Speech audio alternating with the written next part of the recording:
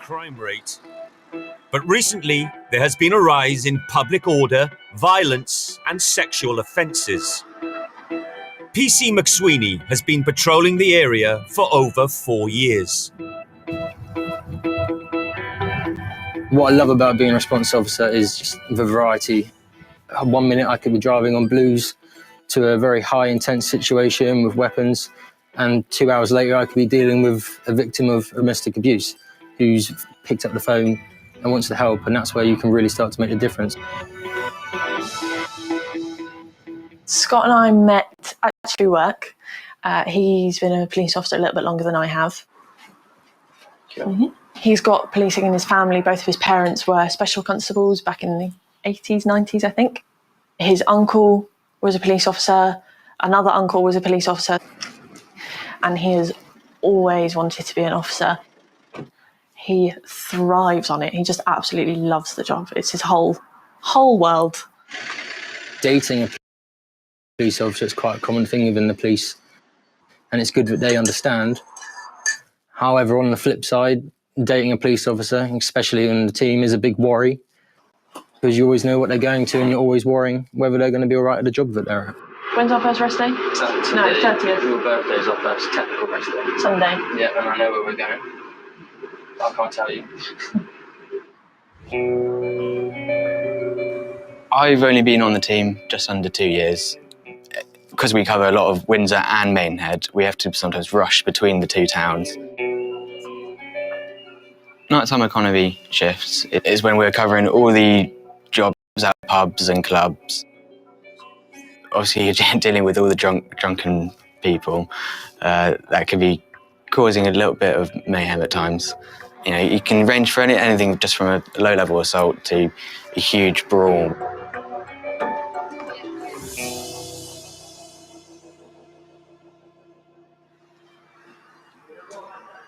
We're on a nighttime economy, but due to COVID, it was extremely quiet. It'd been a really, really slow night. I think I've been to about one job in about 3 hours. Nothing really had happened for the nighttime economy operation all night. A call came in the nightclub on King Street in Maidenhead to say that a lady had just been assaulted and had her hair pulled out by another lady, and the suspects were still on scene. When we arrived, the bouncers pointed to where the girl that was involved in the assault was, and she was walking down the road with another girl and a bloke. We then drove next to them, stopped them. You're talking No. Right, you guys need to come with me. No. Can Can you translate? I'm going to tell her. At the moment, there's been an allegation made that you've assaulted someone. No, that's true. All of them seemed fine at that point. Clearly had been drinking. Okay. At the moment, you're going to be detained Spit you on her face. until we figure out what's going on, okay? Okay, so you... We're also speaking Polish, so we didn't really know exactly what they were saying. Can I have a sit in my car then for a second, please? Come on, yeah. Two of my other colleagues were around the corner at the nightclub having a chat with the victim from that incident. Description of the suspect, size 1, black jacket, black jeans, brown hair. Blue jeans, black not its problem. Initially, they just seemed a little bit drunk, but they were fine to speak to us. And we didn't think there was going to be any sort of problem. Have you got a driving licence or an identity card on you? I don't drive. I don't Have you got any identification? No, I have. Yeah, can I see some, please? Yes, I have ID. Can you pass that? I placed her into the back of my police car. The male got a bit more agitated, but it was more in a, I'm going to be awkward, I'm going to be in your way, I'm going to make comments. You right? Get out of my face. Are you? I said get out, yeah, I said get out of my face. 5 minutes and it's After a short while, PC Bolton Matt, who was around the corner at the incident, called me to let me know that she needed to be arrested for common assault. Just give us a bit of room for a second, please, okay? Alright, cool. If you could just step back for a minute, please, mate. Okay. Step away. Cool, jump out of the car then quickly, please. I know. Cool, and turn around and face the car, place your hands behind your back. Okay. The time is currently 2:25 in the morning, okay? You're under arrest on suspicion of common assault, okay? So you don't have to say anything. Going to make harm in defence, do not mention. When questioned, so we say in court. Anything you do say may be given evidence, okay? Okay. As we were arresting her, the male took a step towards us again and he made a comment in his native language.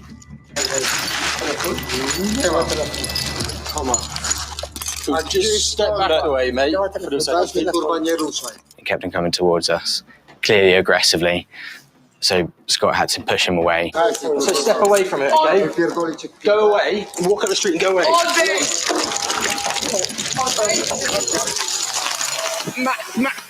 Then he managed to grab Scott in a headlock. I didn't expect it to go that quickly. And the moment he turned so violent was quite a shock. I managed to grab hold onto my radio and just shout into it that I need some assistance.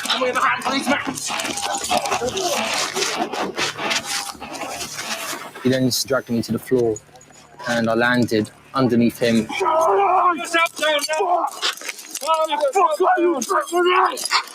I had absolutely no control over what was going on. I was essentially his ragdoll. Whatever he wanted to do, my body would just go with. Flipped me over. I can just describe it as an animal killing their prey in the wild. I was absolutely petrified. I went to try and wiggle out and I couldn't because he had me pinned. So I took my one hand away, which was holding him off me, and I pressed my emergency button.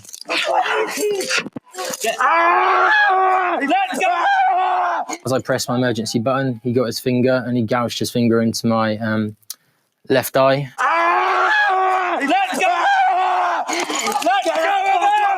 You could hear Scott shouting and screaming in pain, and it is awful hearing that. There was nothing I could do about it. He was that determined at that point to cause me significant injury. He wasn't trying to get away. His whole main focus was to cause me injury. As Matt and Keegan, the colleagues around the corner, arrived, he looked up at Matt, smiled, gouged his finger back into my eye. Move back! Move back! Stop resisting! Stay where you are! Get your arm out now! As soon as his finger touches your eye, it's indescribable. I genuinely thought the finger was going to come out the other side of my head. I've never experienced that pain.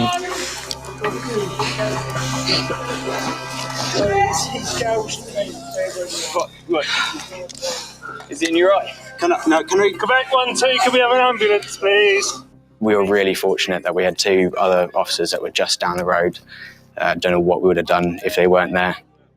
I can see Scott was in pain, just off to the side, just holding his face. And I didn't know what sort of damage had been done at that point, but I could tell it was bad.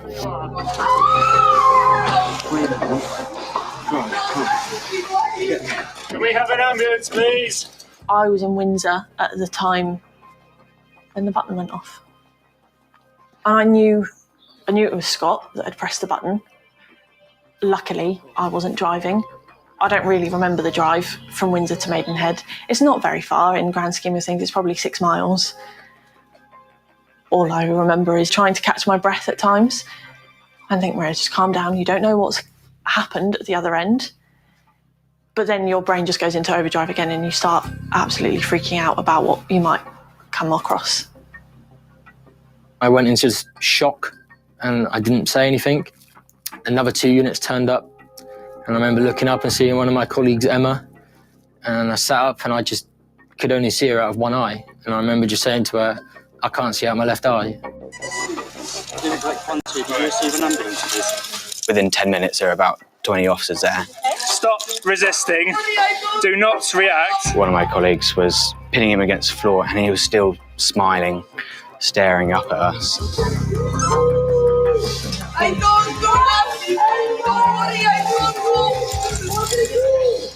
We managed to get him in handcuffs, but it was a fight to get that, and he was non-stop resisting us. No. Get off me now, let's go. We were there for a couple minutes, just trying to keep him there on the floor as he was struggling around. Stop! Got it. How many pens? Eventually, we managed to get him detained and take him off to custody. In the back of my head was still worrying about Maria because she didn't know what was going on. And then I remember when I sat up and I couldn't see Emma, I wasn't bothered that I was going to be blind for the rest of my life, possibly. All I cared about was the fact that my career was over, and that was it. In a 5-minute incident, everything had changed, and that was the end of a career straight away. And then out of nowhere, I just remember Maria being there. We got there and I kind of went over to Escott Ward. He was sat in the back of a police car and he was very visibly shaken. But the moment I set eyes on him and saw that there wasn't any horrific injuries, was just a wave of relief.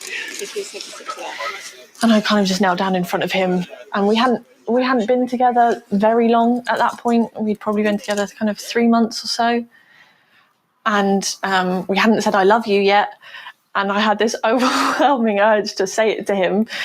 But we were in front of all of our colleagues. Scott's a very private person, so I thought probably best not to do it here. I don't even ever remember what our conversation was.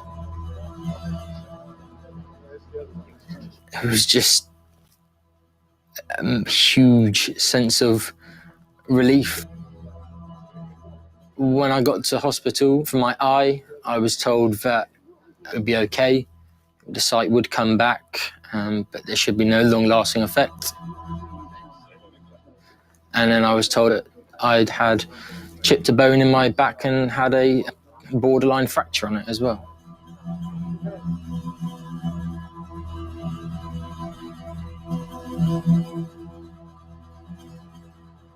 I remember going back out on my first shift and being extremely apprehensive. And I remember within 2 hours of that duty, I was wrestling with someone else on the floor, and everything came flooding back.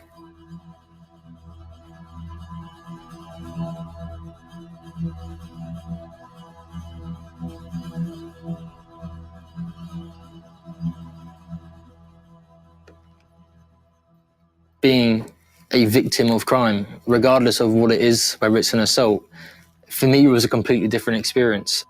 It was a strange feeling, but actually on the flip side, going forward will probably make me a better police officer because I'm more empathetic to victims of crimes now, because I understand more than what I did.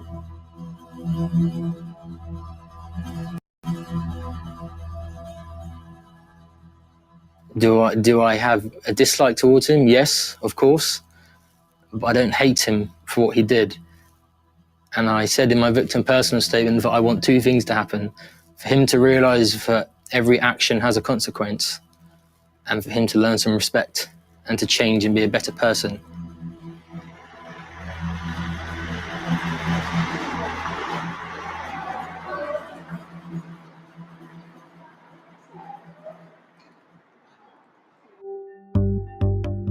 In the 10 years leading up to 2018, the number of criminals reoffending dropped. But the number of crimes committed by repeat offenders has risen steadily. I believe strongly in rehabilitation of offenders, but these are violent individuals. They're assaulting somebody just for the job that they do. There's got to be a punishment. There's got to be a consequence. You can prosecute all day long, but if there's no adequate sanction, if there's no punishment, then these offenders will see it as nothing more than a slap on the wrist.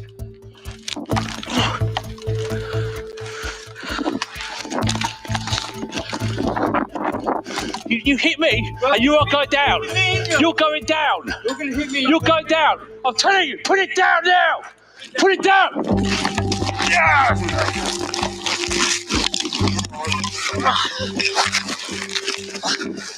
Mate, that's assault police. The system itself has to very much react to modern times, and I think the shorter sentences can be effective as long as the rehabilitation resource is put in while they're in prison and also while they're out on licence. And I think sometimes that's a big ask for partners in probation to deliver with the resources that are available to them. According to government data, the number of prisoners absconding from open prison is rising. In the year ending March 2020, it was at a 5-year high.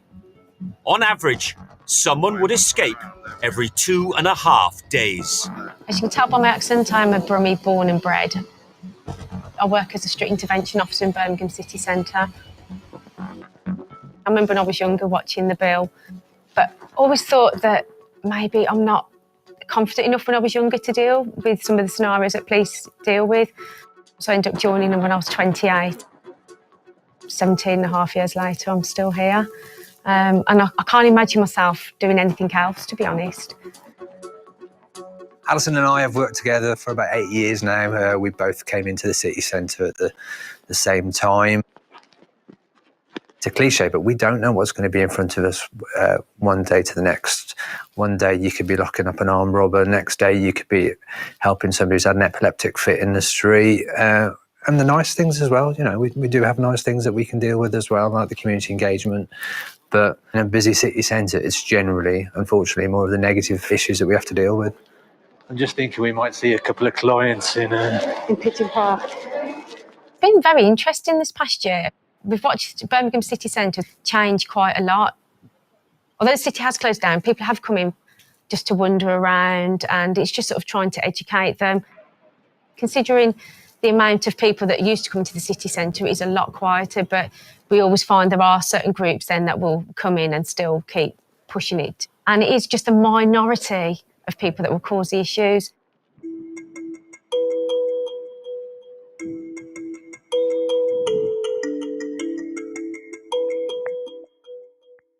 It was just a regular shift. We hadn't been out that long, actually, and it was still quite early in the morning. We were walking up city centre, and I've spotted two males in the distance who clearly could see Alison and myself walking in their direction, and they markedly turned round.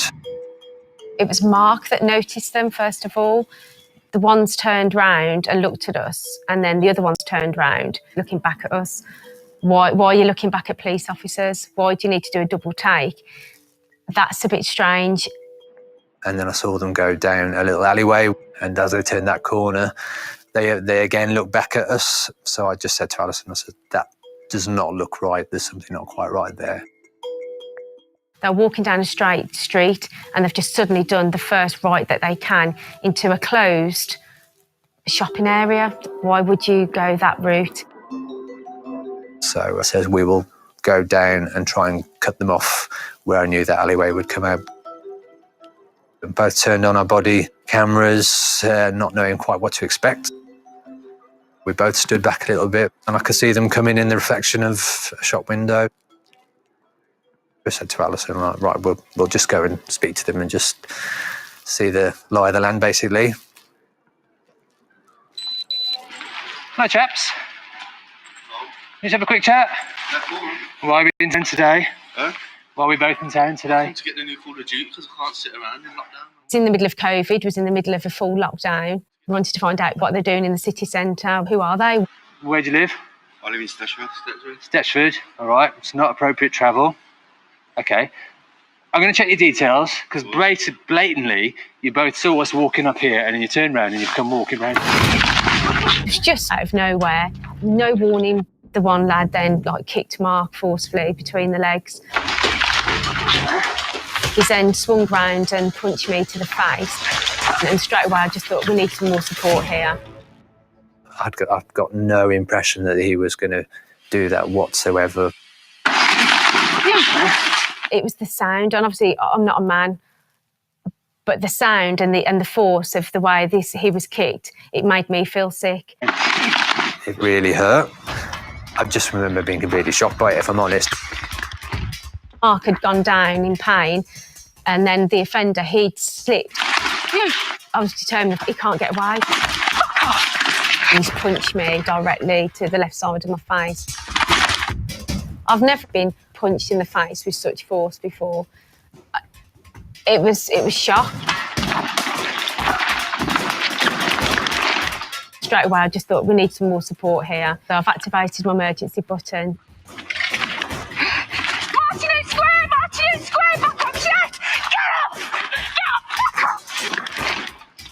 between us. We've gotten to the floor. I was holding on for dear life on my back, which is a very vulnerable position.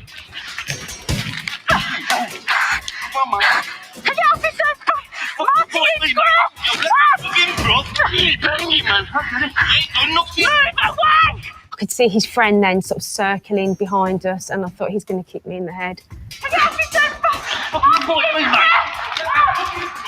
In the back of my mind all the time is whether they've got any weapons on them. The security guard from Sainsbury's came out, and we've ended up in another tussle, and I've ended up on my back with the offender on top of me. And I have to say, that's probably the most vulnerable I've ever felt, because they were lying across my arms. I couldn't move. I couldn't get to any of my equipment.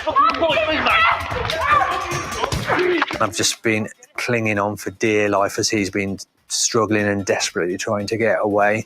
I could see him trying to bite the security officer's hand. Managed to pin Alison under him as well. It was a scary situation. Move away! Let go.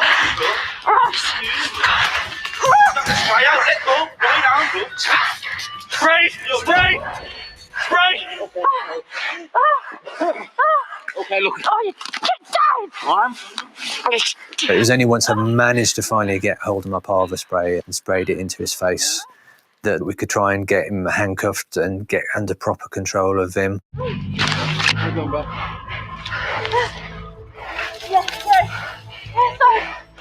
just got my mouth, just punched his face in the face. He just kicked me in the balls.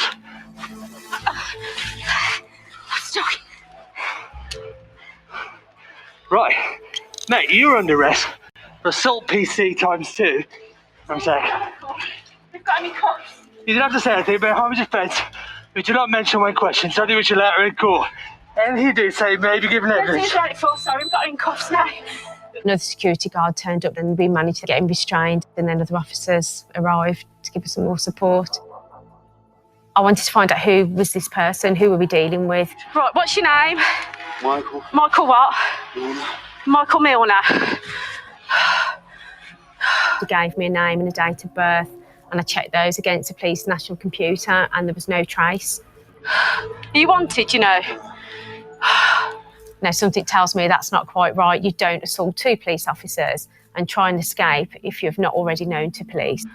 It was only once officers had arrived, we were able to establish exactly who he was. What's your name? What's your name? My other colleagues managed to speak to him, and he gave the full details. Tim Butler. Oh, so he told me to. Yeah, he'll be wanted or absconded from prison too. Oh, fantastic. He absconded from prison back in November last year for armed robbery. Instinct, Ali. Instinct.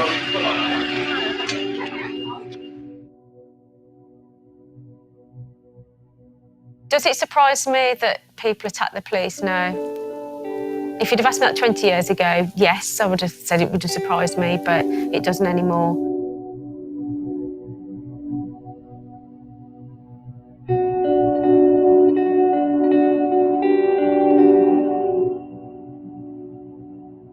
I think he chose to kick me instead of running away, which invariably he would have been successful at, because I think it's part of his DNA. I just think that's who he is. I think clearly he was in prison for very violent offences anyway, and I think that's just his go-to. I think that's what he's made up of.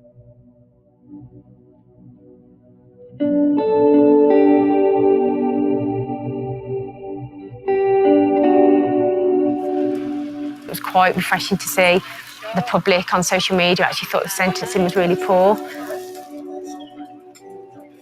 As a police officer, unfortunately, I've seen other colleagues assaulted just as bad and offenders get away with a lesser sentence, so we were okay with that.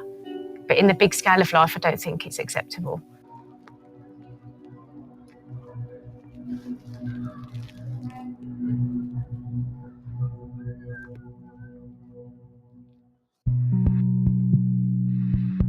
Individuals walking our streets carrying knives is an ongoing national problem. In the year ending June 2020, police stats recorded, on average, over 129 offences every day that featured a knife or a sharp instrument.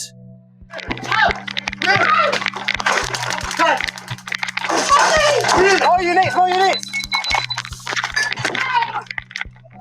I think it's important to say that, you know, the element of violence has always been there for policing. It's a dangerous job. Knives or other weapons, or just the violence used, an extreme level of violence that I think we've only woken up to in the last few years. Yes, there's always been elements of violence, but it just seems to be more horrific.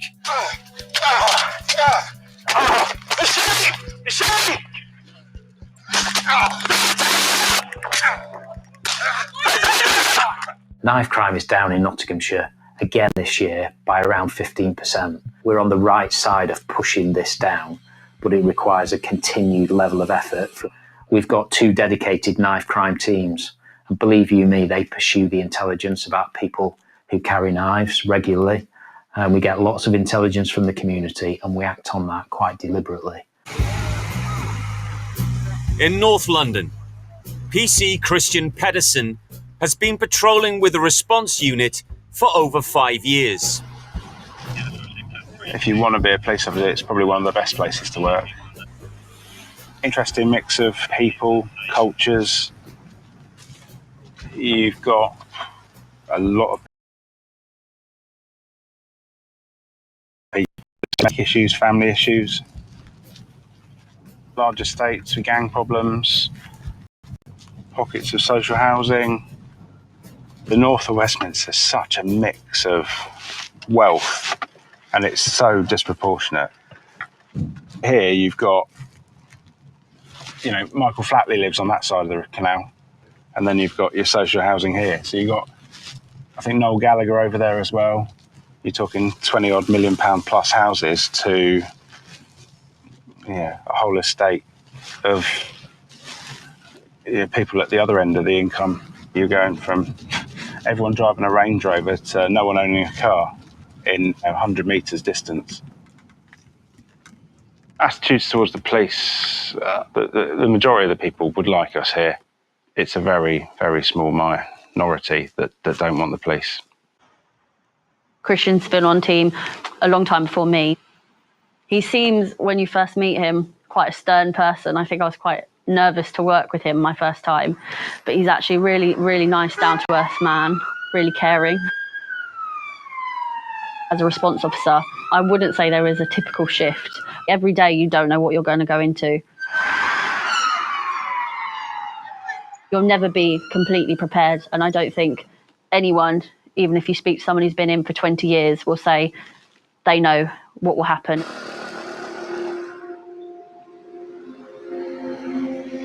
That night, I've gone out with PC Ashley and PC Borat to the West 9 postcode area. The area around Ashmore Road, there'd been a murder 7 to 10 days earlier, knife-related incident. The shift before us had a number of issues with gangs and machetes, and found some machetes hidden. We went to a few normal calls, and then at about midnight, we thought we'd drive down to Ashmore Road just to have a look. I remember seeing a man standing on his own on the road, and as we drove past him, his eyes were staring through the car at us very intently. He stared into the car. I turned the corner and he's still looking at the car. And obviously with what happened in the area earlier that shift, we decided to turn around and speak to him. Christian pulled down his window, and the man came towards him as if he was going to have a normal conversation with him. I asked him what he's doing. He told me he was waiting for a friend. He had a man bag across his body with his right hand stuck in the bottom of his bag. Looked uncomfortable the way he was stood. It was almost he was reaching too far into the bottom of his bag. It was just the way he was acting was strange. I think we all actually believed he might have got a gun. At that point, I've shouted at him, "Get your hand out of the bag."